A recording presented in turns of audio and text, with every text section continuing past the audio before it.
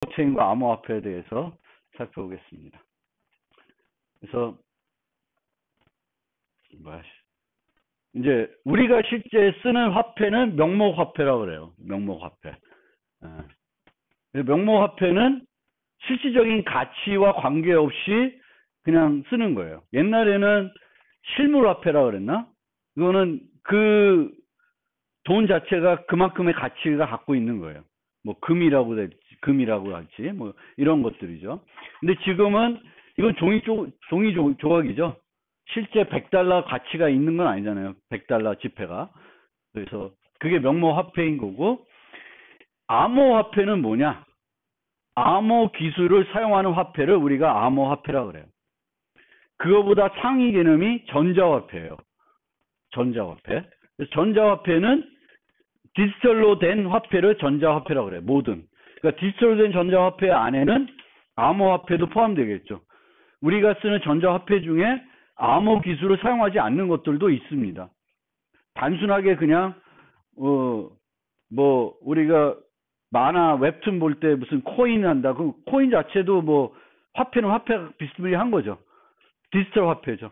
근데 거기에 뭐 암호화폐, 암호 기술을 쓰고 있지는 않죠. 그냥 내가 돈 내면은 내 계정에 100개 코인이 충전되는 거고, 쓸 때마다 그냥 감소되는 것 뿐이지, 뭐 암호 기술 써서 쓰이는 건 아닙니다. 그래서 암호화폐는 암호 기술을 사용하는 거고, 원래 이 연구의 목적은, 이 암호 쪽에서의 연구 목적은 명목화폐와 동일한 특징을 갖는 암호화폐를 만드는 게 목적이었어요. 탈중앙 화폐를 만드는 게 아니라.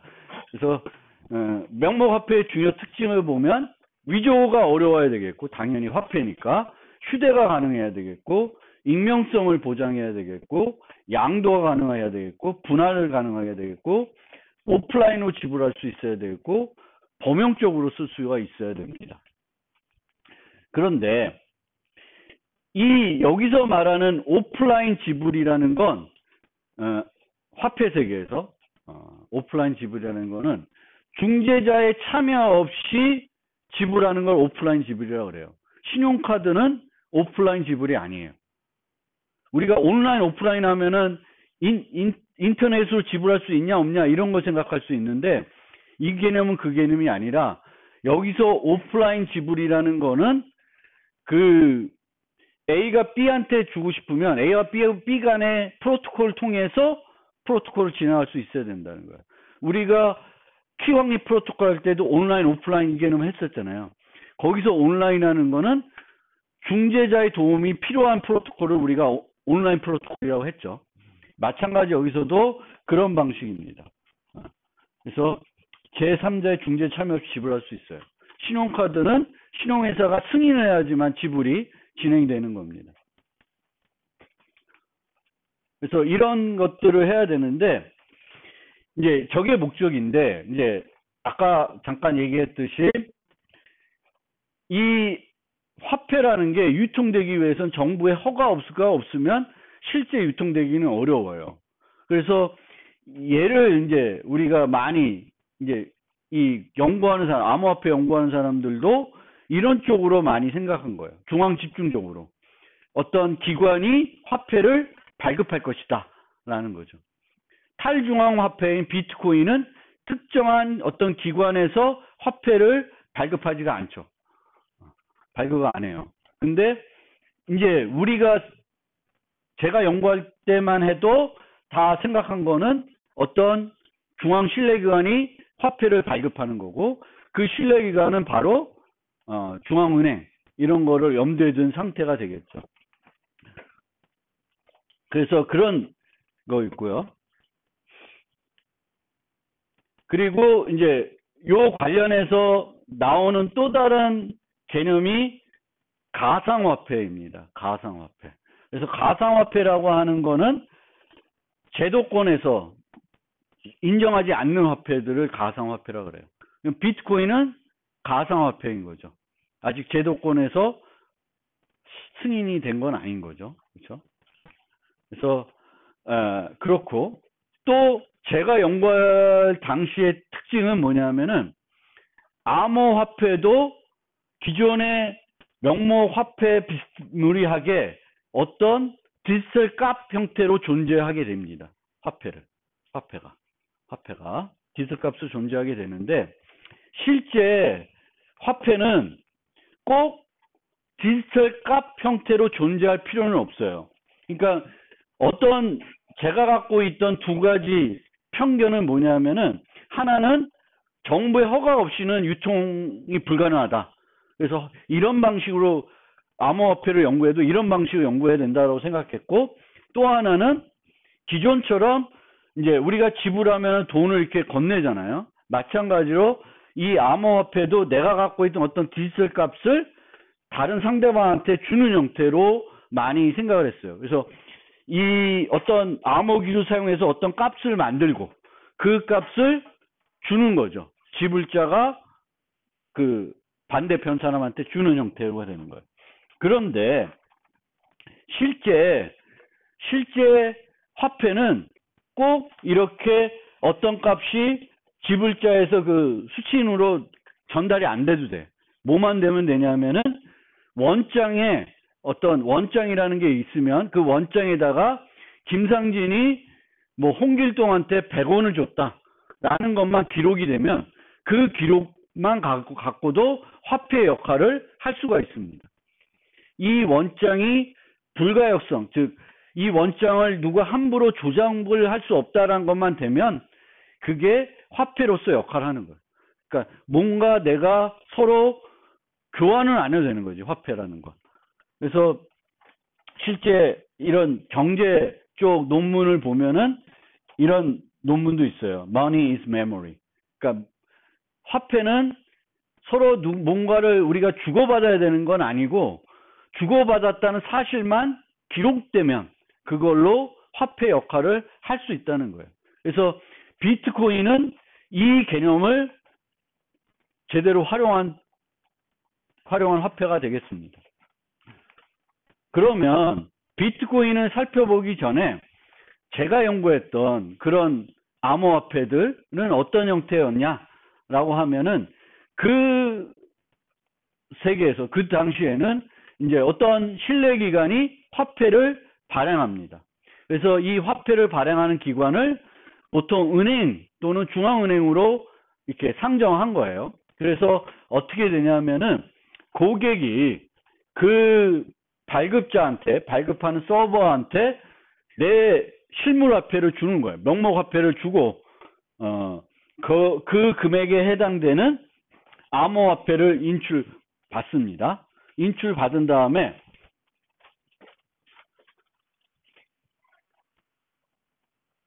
인출을 받으면은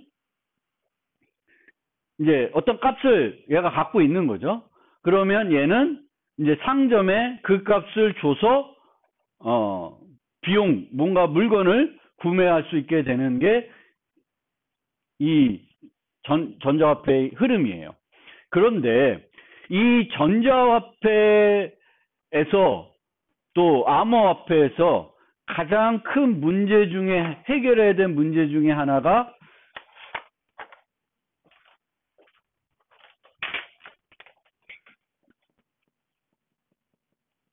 이중 사용이에요.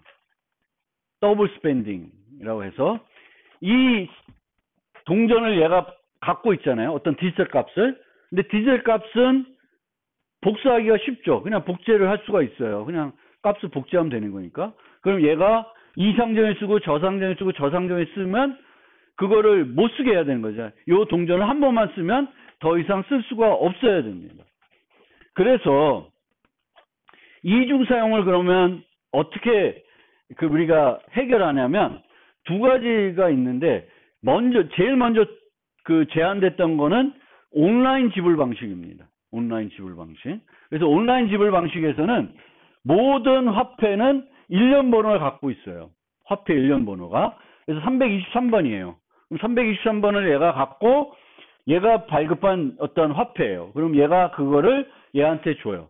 그럼 얘는 물건을 주면 안 돼. 신용카드처럼 이 화폐를 이 발급된 데다가 주게 됩니다. 그러면 얘가 뭘 하냐면은 323번이 썼는지 안 썼는지를 확인하게 돼요. 이 일련 번호를 기존에 누가 썼는지 안 썼는지 확인하게 됩니다. 최초로 들어오면은 오케이 해가지고 지불을 허용하는 거예요. 그래서 일련 번호를 확인해가지고 이중 사용 여부를 해결하는 거예요. 그게 초기 온라인 방식의 암호화폐입니다. 발급기관이 발급하고, 근데 이 화폐는 얘만 만들 수 있어야 되겠죠. 그럼 얘만 어떻게 만들까? 얘만 만들 수 있게 만드는 대표적인 암호 기술이 뭐예요? 전자서명 기술이죠. 얘가 전자서명에서 화폐를 발급하는 거예요. 그러면 그 화폐는 얘만 발급할 수가 있어요. 그러면 얘가 쓰면 되는 거고, 발급할 때 일련 번호를 서명해서 발급하는 거예요. 근데 이렇게 얘가 일련 번호를 323을 그냥 얘가 찍어주면서 앨리스한테 323을 줬구나 라는 거를 얘가 기록하고 있으면은 뭐가 안 돼? 익명성이 보장이 안 되는 거예요. 323이 들어오면은 저 앨리스가 썼구나 라는 게 알려지게 됩니다. 그래서 이제 이 발급할 때 323을 얘가 선택하는 게 아니라 얘가 선택해가지고 하게끔, 즉 은닉서명을 해가지고 만들면은 이제 그 익명성이 보장이 되는 온라인 전자화폐를 만들 수가 있어요. 그래서 간단히 그때를 소개를 하면은 RSA 공개키를, 이제 RSA를 이용하는 건데, RSA 공개키를 여러 개 만드는 게, 공개키상을 여러 개 만들어서 요 공개키로 이제 3에 대한 서명키가 있겠죠. 그렇죠? 7에 대응되는 서명키가 있겠고, 이게 서명키가 있어요. 그럼 요 서명키로 서명된 화폐는 가치가 50원인 거예요. 요 서명키로 서명된 화폐는 100원인 거예요. 그래서 액면가가 3개 있다. 그러면 은행은 키를 몇 개 필요해요? 3쌍이 필요한 거죠. 각 액면가마다 그 액면가를 발행할 때 사용하는 공개키 쌍이 다른 거예요. 그리고 그 키로 서명되어 있는 전자서명은 그 액면가 가치를 하고 있는 겁니다. 그래서 이런 식으로 만들어서 썼는데, 이렇게 했으니까 이제 단점은 뭐냐면은, 내가 어떤 돈을 지불하려 그러면은 상점이 이제 내가 300원을 쓰고 싶어요. 300원을 지급하고 싶어요. 그러면 100원짜리 3개를 쓰면 되는데 500원짜리 쓰면은 얘가 뭘 해야 돼? 200원을 돌려줘야 되죠. 근데 얘는 200원을 발급할 권한은 없어요. 상점은.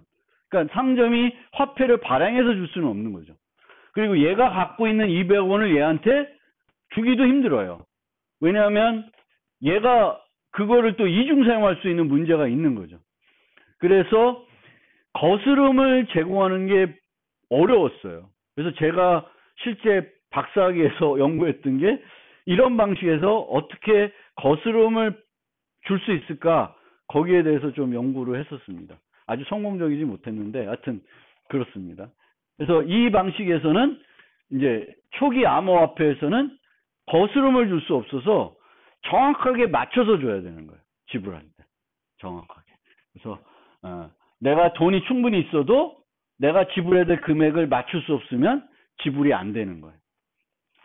그래서 전자화폐에서는 이제 확인해야 되는 게, 이제 해결해야 될 문제가 위조 문제, 이중 사용 문제가 가장 큽니다.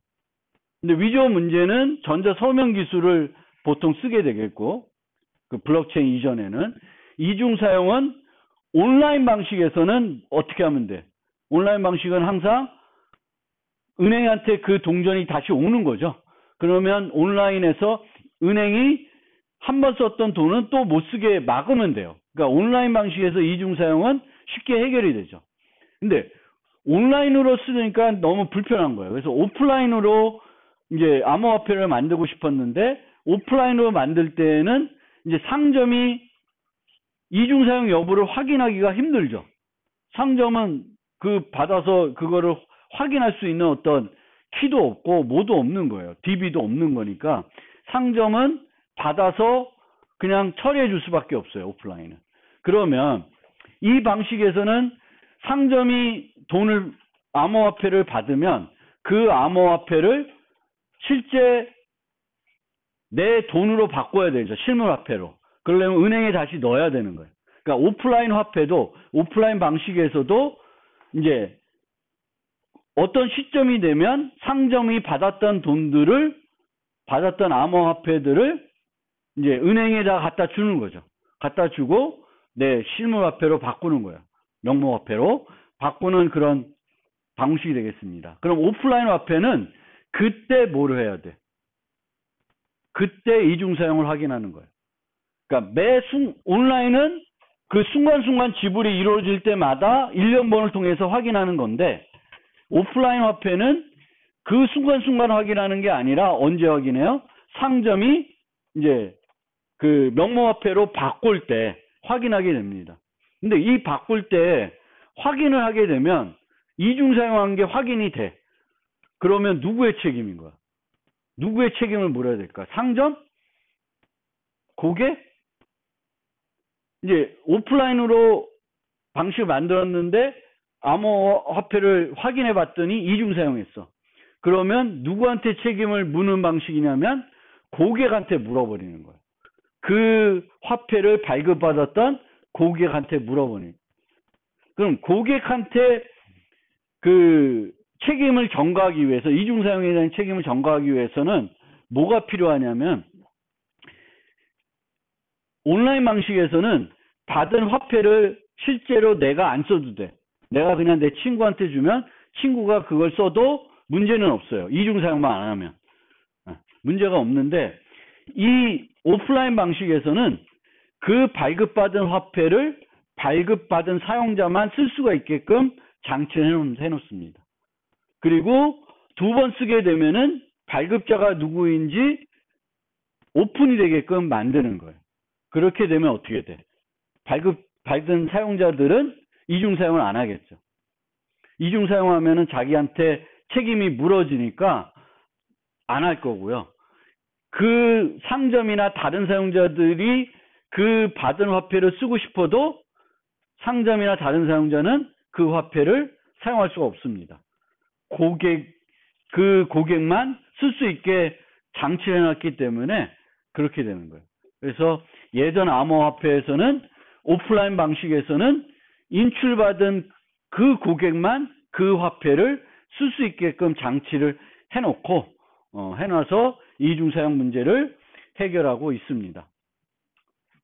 그러면 그렇게 이제 연구됐던 암호화폐가 이제 비트코인 오면서 어떤 식으로 바뀌었는지를 이제 비트코인에 대해서 설명해 드릴게요. 그래서 비트코인은 자체 강화 방식, 즉 탈중앙 방식입니다. 그래서 전자화폐를 발행하는 어떤 중앙집중 신뢰기관을 사용하지 않아요. 거기 있는 참여자들이 동등한 역할들을 해서 화폐를 만듭니다. 근데 실제로 모든 참여자들이 똑같은 역할을 하는 건 아니에요. 아니지만 이제 어떤 사람이든 채굴자라는 좀 특별한 역할을 하는 사람이 있는데 누구든지 원하면 채굴자가 될 수 있습니다. 그리고 이 비트코인은 그 암호화폐에서 지불 방식으로 치면은 오프라인 방식에 가깝습니다. 오프라인 방식. 근데 예전 암호화폐에서의 오프라인 방식은 어떤 방식이냐면은 고객과 상점 둘만 참여하는 방식이에요. 근데 비트코인에서는 둘만 참여하는 게 아니라 내가 비트코인을 쓰고 싶다. 그러면 비트코인 네트워크 전체에 내가 쓰고 싶다는 걸 알려야 돼요. 그러니까 내가 홍길동한테 지급하고 싶어요. 비트코인을. 그럼 홍길동한테 얘기 안 해도 돼. 꼭 얘기 안 해도 돼요. 근데 누구한테 얘기해야 돼요? 비트코인 네트워크 전체로는 내가 홍길동한테 얼마의 BTC를 주겠다라는 거를 알려야 됩니다. 그런 방식이에요. 그러니까 조금은 다르죠. 그리고 이 비트코인은 여기서 쓰는 기술 때문에 내가 이제 어떤 금액을 홍길동한테 주고 싶어요. 그래서 주겠다고 사실을 이렇게 전체 네트워크로 공개했어요. 그러면 그 즉시 그 거래가 확정이 되지 않습니다. 확정이 되지 않고 조금 시간이 지나야 확정이 되는 방식이에요. 즉시 처리가 안 돼요. 즉시 처리가 안 되는 그런 방식이 있습니다.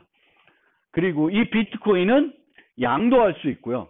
여기서는 이제 기존 암호화폐에서는 고객과 상점이라는 개념이 명확하게 구분이 되어 있어요. 근데 이제 비트코인에서는 상점이라는 개념이 없어요. 그냥 뭐 상점도 또 다른 고객인 거죠. 고객과 고객 간에 내가 내 딸한테 양도할 수도 있는 거고 내가 어디 가게 가서 쓸 수도 있는 거고 상관이 없어요. 그게 차이가 없는 거예요. 양도가 가능하고 분할하고 통합도 가능해요. 그러니까 10원짜리 10장을 합쳐서 1000원짜리 아니, 100원이 되겠지. 그렇게 만들 수도 있어요. 그런데 양도 가능하고 분할 및 통합 가능하다고 하는데 여기 한 가지 특이한 점이 있어요. 뭐냐 하면 비트코인에서는 모든 거래마다 수수료를 지급해야 돼요. 수수료를 얼마 지급할지는 내 마음이야. 내 마음인데 물론 보통 쓰는 그 수수료는 있어요. 그런데 어쨌든 수수료를 지불해야 돼. 일반적으로. 물론 나는 배짱으로 수수료 빵원으로 거래를 공개할 수도 있는데 그럴 경우엔 그 거래가 블록체인에 포함이 안 될 수도 있어요. 그래서 보통은 어떤 거래든지 수수료가 들어가야 돼. 그러니까 뭐냐면은 내가 1000원짜리 비트코인이 있어요. 근데 걔를 100원짜리 10개로 바꾸고 싶어. 그럼 이게 또 다른 거래거든요. 그럼 거기에 대해서는 뭐가 나가? 수수료가 들어가요. 내가 갖고 있는 1000원을 내가 그냥 100원짜리 10개로 바꾸고 싶어도 나는 공짜로 안 되는 거예요. 그래서 이제 항상 뭐든지 다 가능한데 뭘 할 때마다 수수료는 나간다는 거예요. 실제 내가 가게 가서 1000원짜리를 동전 10개 주세요 그러면 100원 줘야지만 해주겠습니다 그러면 여러분 안 하겠죠. 그렇죠? 근데 여기서는 100원을 줘야 되는 거지.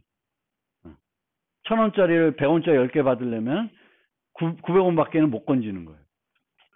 그리고 익명 지불이 가능하다고 얘기하는데 완벽한 익명성은 아니에요. 근데 실제적으로 우리가 동전이나 화폐를 이용해서 예를 들면 내가 가게 가서 신용카드로 긁어. 편의점 가서 긁었어요. 이건 익명이 아니죠. 그렇죠? 왜냐하면 내 거래 기록이 다 남아. 그리고 김상진이 뭐 짱구를 샀는지 뭘 샀는지 다 남아요. 근데 내가 편의점 가서 현금으로 뭘 샀어요. 그러면 그게 익명으로 된 건가? 익명이에요? 완전히? 완전히 익명이라고 보기는 어렵죠. CCTV도 있고. 거기 알바생이 알겠지. 저 사람이 짱구 2개를 사갔다. 뭐 이런 걸 알 거 아니에요. 그러니까 마찬가지로 익명 지불도 내가 여러 사람한테 100원을 줬어요. 홍길동한테. 그럼 홍길동이 김상진이 100원 줬다는 걸 모를까요? 그렇지는 않아요. 대부분의 경우. 그래서 일상에서도 우리가 서로 간에는 아는 사람끼리는 거래 내용을 아는 거지. 그런데 전혀 제3자가 보면 이게 누가 뭘 했는지는 모르게 되는 그 정도의 익명성이 있는 거예요. 완벽한 익명성을 제공하지 않습니다. 그리고 이런 것들을 이제 제공하기 위해서 얘는 그 money is memory 그 개념을 활용하는 거죠. 그래서 원장에다가 기록하는 거예요. 원장에다가 기록하는데 이 원장은 불가역성을 제공해요.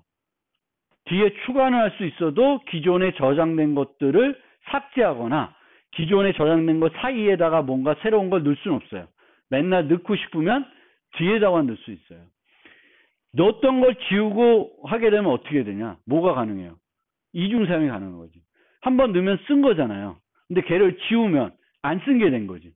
그래서 한번 넣은 거는 못 지워야 되는 거야. 근데 그거를 이제 이 만든 사람은 이제 그 블록체인이라는 기술을 써서 이걸 제공하고 있습니다. 그러면 비트코인이 실제 어떻게 동작하는지는 조금 이따 설명드리고 조금 더 심플리파이 해가지고 단순화시켜가지고 한기코인이라는 걸 만들어 볼게요. 한기코인. 그래서 얘는 탈중앙 화폐는 아니야. 탈중앙 화폐는 아닌데 비트코인하고 비스무리하게 동작을 해요. 그래서 어떻게 가정을 하냐면 총장만 코인을 만들 수 있다고 가정합시다. 총장만. 그러면 얘는 탈중앙 화폐는 아니죠. 탈중앙 화폐는 아니에요. 그렇지만 이제 탈중앙은 아니지만 총장만 만들 수 있지만 동작하는 방식은 뭐랑 같아요? 비트코인과 같게 만들 거예요. 코인의 소유자는 다른 사람의 코인을 양도할 수 있고 모든 거래는 전체 공개돼요. 공개돼요. 그리고 이 공개된 거를 이제 저장하는 원장이라는 게 있는데 그 원장은 불가역성을 제공한다고 가정하겠습니다. 어떻게 제공할지는 좀 이따 살펴보고요.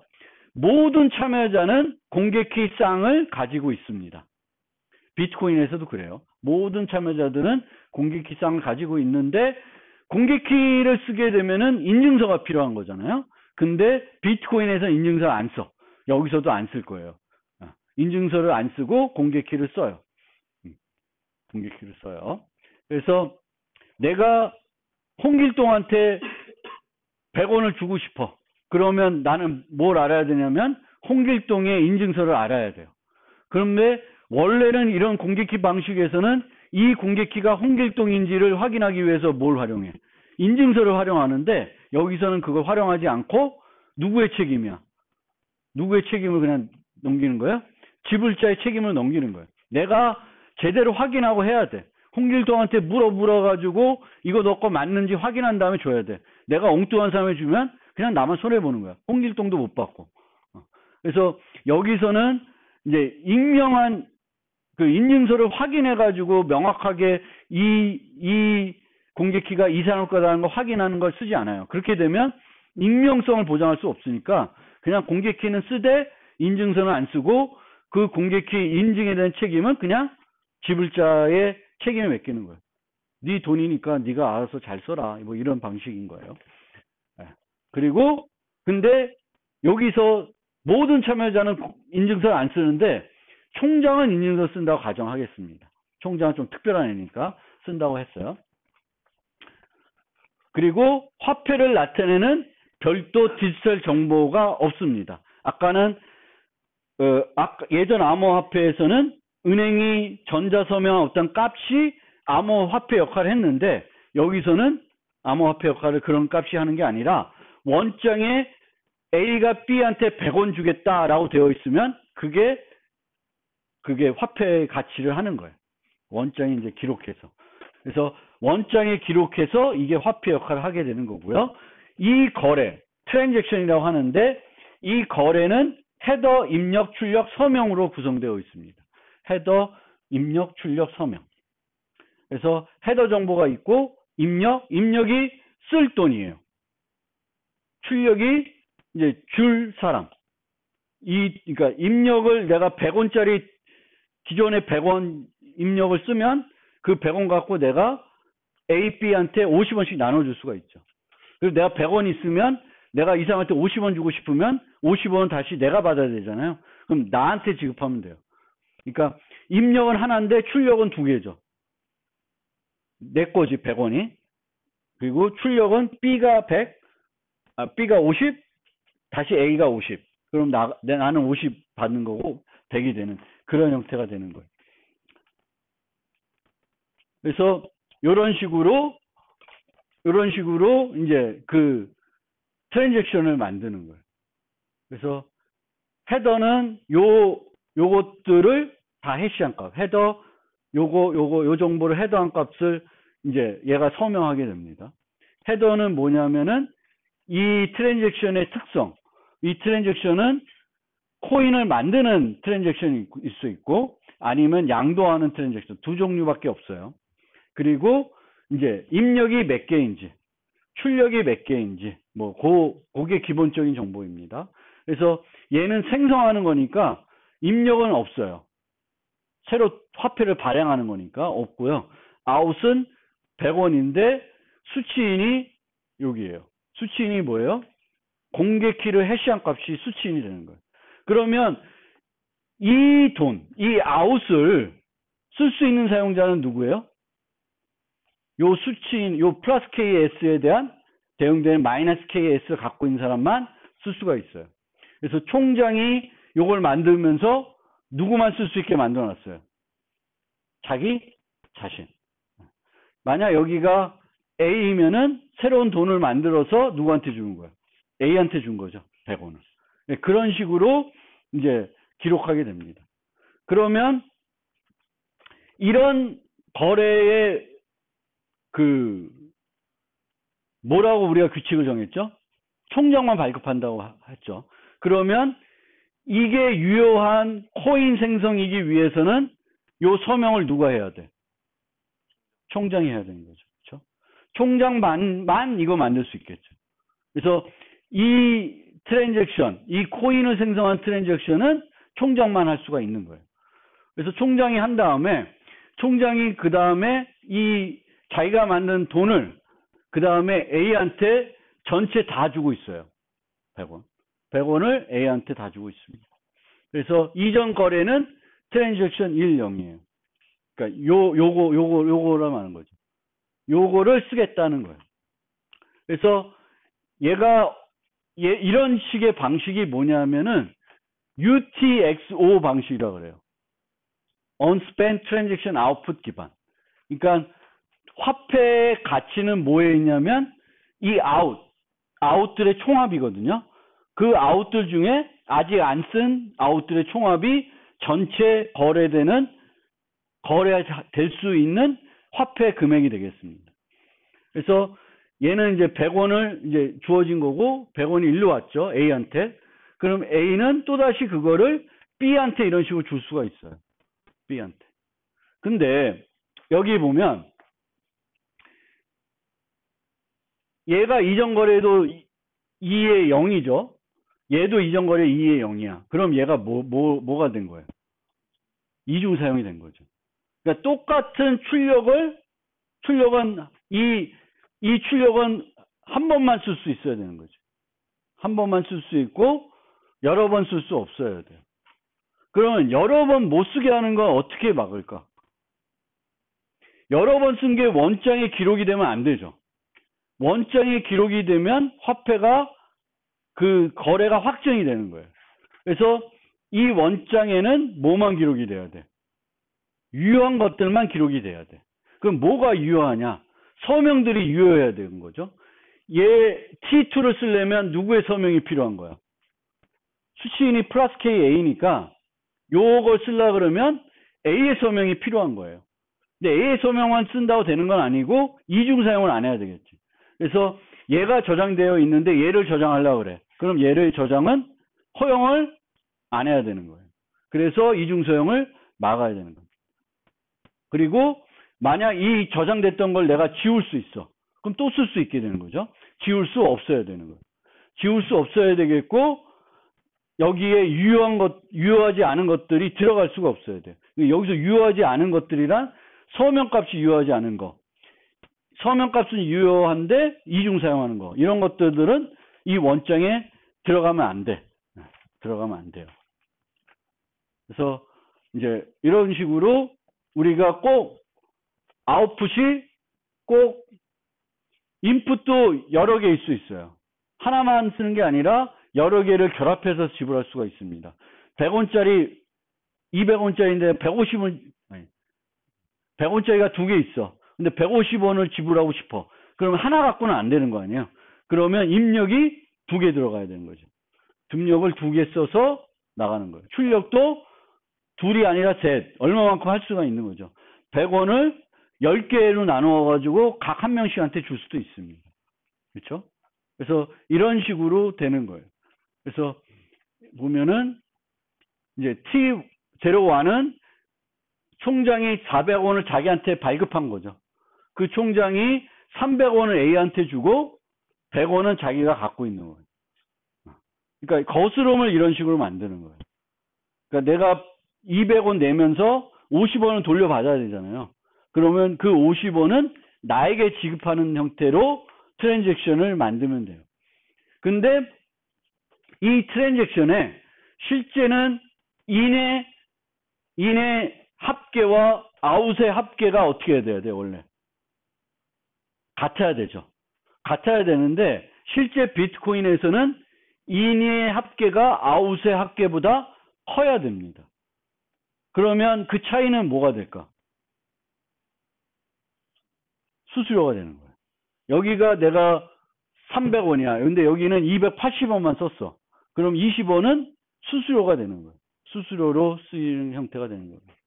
그래서 이런 식으로 비트코인이 동작을 하는 거예요. 근데 원장은 이거와 똑같은데, 원장은 이런 방식인데, 얘가 어떻게 해서 불가역성을 보장하냐? 이제 그걸 알아야 되겠죠. 얘가 어떻게 해서 또 탈중앙 형태로 하냐? 그거 아셔야 되겠죠.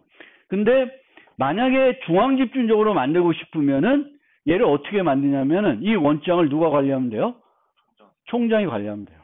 총장이 그 트랜잭션이 올 때마다 다 확인해가지고 유효한 것만 올려놓고 이 유효한 것들은 수정할 수 없게끔 총장이 늘 서명해 놓는 거예요. 그러면 이제 중앙집중 비트코인을 만들 수가 있는 거죠. 중앙집중 비트코인 만드는 거는 너무 심플한 거예요. 그래서 그거 말고는 이제 우리는 탈중앙으로 어떻게 이걸 만드는지를 이제 살펴봐야 돼요. 근데 개념적으로 어떤 방식으로 동작하는지는 이제 이해되겠죠. 그러니까 화폐가 어떤 값으로 만들어지는 게 아니라 내가 뭔가 돈을 이 사람한테 주겠다는 의사 표시를 만들어 가지고 원장에 저장하면 돼요. 그게 이제 비트코인이 동작하는 방식인데 이 비트코인은 이 원장의 불가역성을 보장하게 되겠고 이 불가역성을 보장하면서 화폐의 발행을 탈중앙적으로 하는 거예요. 탈중앙적으로 어떻게 하냐? 이제 그거를 이제 알아두셔야 되겠죠. 그래서 이제 비트코인 얘기를 해야 되는데 비트코인 얘기는 이제 다음 시간에 해야 될 것 같은데 제가 비트코인을 이 수업 시간에 강의를 언제 처음 했냐면 2017년도 했어요. 2016년도가 제가 연구년이었어요. 그때 이제 이걸 준비한 거지. 근데 2016년도에 준비하면서 그때 비트코인을 막 이제 다음 학기에 이제 내가 연구년 끝나고 이제 학교 오면은 학생들한테 이제 비트코인 강의해야 되겠다. 그래서 공부를 막 하고 이제 하면서 나도 비트코인 사볼까? 그랬거든. 근데 그 당시에 1BTC가 요때는 300만 원이었어요. 300만 원. 근데 요때 제가 그 연구년 2016년도에 연구하면서 강의 자료 만들 때 100만 원이었어. 1비트코인 100만 원? 좀 비싸네? 하고 안 샀어요. 얼마나 후회되는지. 근데 그때가 진짜 내가 바보가 공부를 덜 한 거지. 왜냐하면 살 때 1BTC를 살 필요가 없는 거잖아. 내가 그냥 한 10만 원어치, 한 5만 원어치만 사고 싶다. 그러면 5만 원어치 0.00 뭐 BTC를 사면 되는 거 아니에요. 그거 왜 안 했지? 왜냐하면 그걸 지갑도 한번 만들어 보고 막 해가지고 그 경험들을 수업 시간에 막 얘기해 주려고 그랬는데 너무 비싼 거야. 100만 원을 투자해? 이건 아닌 것 같아. 와이프한테 혼날 것 같아. 근데 그때 한 5만 원이라도 사둘 거야. 그러면 이거 얼마야? 그게 아쉬워요. 근데 이게 이제 지금은 이제 이렇게 비트코인이 어마어마한 금액까지 올라갔다가 지금은 많이 내려갔죠. 이때는 엄청나게까지 올라갔었어요. 이게 매년 제가 요 슬라이드 업데이트하는 그 순간의 금액들을 보여드리고 있는데 이제 거의 지금의 비트코인은 화폐 역할은 안 해요. 그냥 투기 수단일 뿐이에요. 왜 비트코인에다 투기하냐? 얘가 무슨 가치가 있냐? 아무 가치 없어요. 근데 얘가 최초야. 이걸 실현한. 그 가치만 있고, 그 가치 때문에 얘가 지금까지 이런 유지하는 거예요. 얘보다 더 좋은 기술 써서 만들어진 암호화폐들 더 많이 있죠. 근데 얘가 더 가치가 높아. 왜? 얘는 그냥 최초야. 그거 하나밖에 없어요. 그리고 얘가 이제 나중에 설명드리면 알겠지만 가치가 폭락할 수도 있습니다. 그래요. 하여튼 그거는 다음 시간에, 다음 주에 설명해 드릴게요.